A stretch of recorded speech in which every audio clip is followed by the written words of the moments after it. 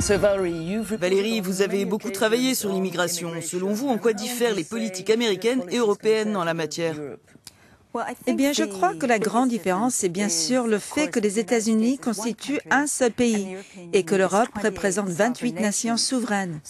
On a vu par exemple à Houston que quand un gouverneur comme celui du Texas essaie de dire que son État n'accueillera plus de réfugiés syriens, il ne peut pas le faire.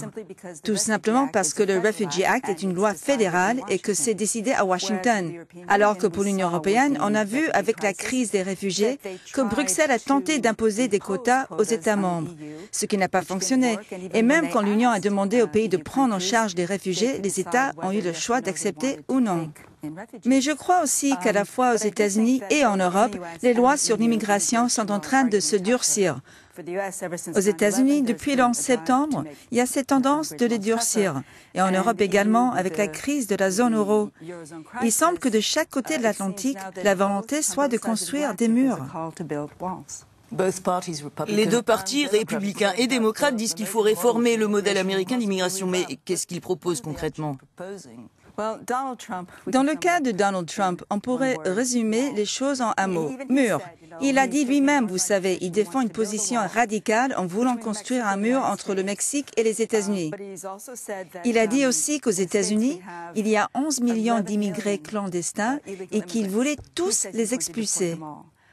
Mais qui laisserait revenir les bons immigrés, une fois qu'ils auront passé tous les tests et contrôles en matière de sécurité. Hillary Clinton, elle, est dans une approche plus compatissante. Elle dit que durant ses 100 premiers jours de mandat, elle proposera une réforme complète de l'Immigration Act. Dans ce texte, par exemple, pour les travailleurs sans papier, s'ils prouvent qu'ils peuvent payer leurs arriérés de taxes, on leur facilitera les démarches pour acquérir la nationalité américaine.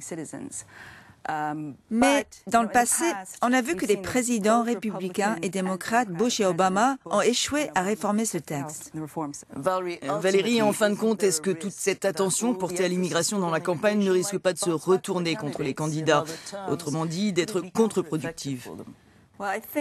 Eh bien, je crois qu'on parle là d'un candidat en particulier, Donald Trump, qui ne s'est pas fait beaucoup d'amis avec ses commentaires sur les musulmans, les Mexicains et même les femmes.